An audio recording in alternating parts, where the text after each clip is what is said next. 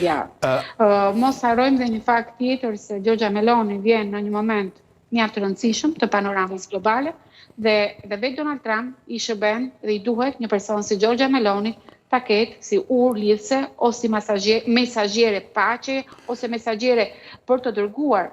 informacione dhe për të bërë atë çka është më e mira e administratës së tij mes dy brigjeve të Atlantikut. Po, Alba,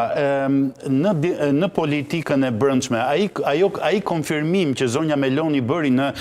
Shtëpinë e Bardhë, në Zyrën Ovale, kur nënvizoi që Europa po zgjohet tashmë për sa i përket qëndrimit që duhet të mbajë ndaj emigracionit, një temë që është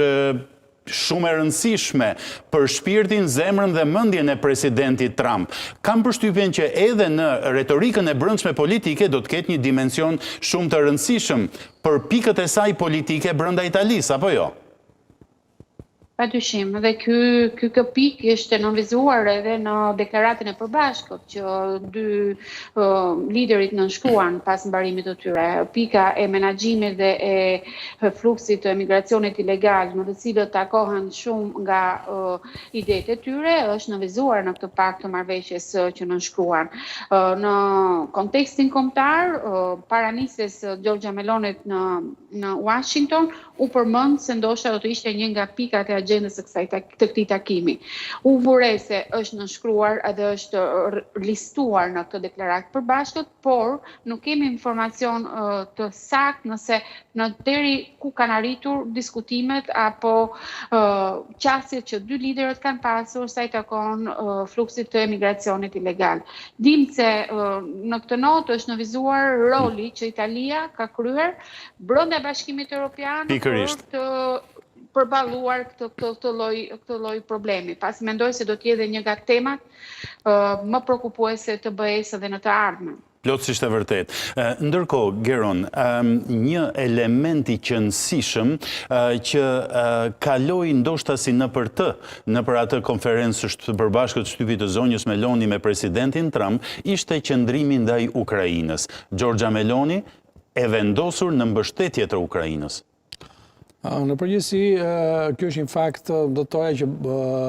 bën habi përkundrejt faktit se çfarë qëndrimi ka marrë administrata e re amerikane përkundrejt raportit në Ukrainë dhe në përgjithësi Giorgia Meloni edhe përgjithsisht edhe pasi erdhi në pushtet, mos harrojmë ka ardhur në pushtet sapo kishte filluar konflikti midis Rusisë dhe Ukrainës dhe në përgjithësi e djathta e re italiane ose kjo djathta populiste italiane ka pasur imazhin e një të djathte proruse shpesh edhe kush ka parasysh edhe zhvillimet në politikën e brendshme italiane, ka pasur edhe procese gjyqësore për financime të fshehta të Rusisë përkundrejt këtyre partive në Itali. Dhe për të ikur këtij kompleksi ndoshta, zonja Meloni besoj është edhe një strategji dhe taktikë politike për të fshirë çdo dyshim të koalicionit që përfaqëson, se mos harrojmë që koalicioni i zonjës Meloni nuk përbëhet nga zonja Meloni, vetëm ka parti të tjera që është partia e zotit Salvini e të tjerë për cilët është përfolur në këtë aspekt, besoj e ka bërë këtë dallim me një bindje të qartë për të mos krijuar të çara të tjera, por edhe për të hequr çdo dyshim përkundrejt faktit që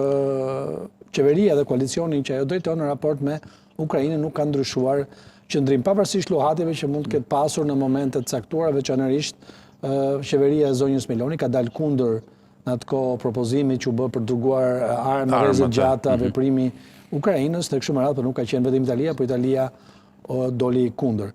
Situata në Ukrainë dhe veçanërisht çështja midis se si do zgjidhet konflikti në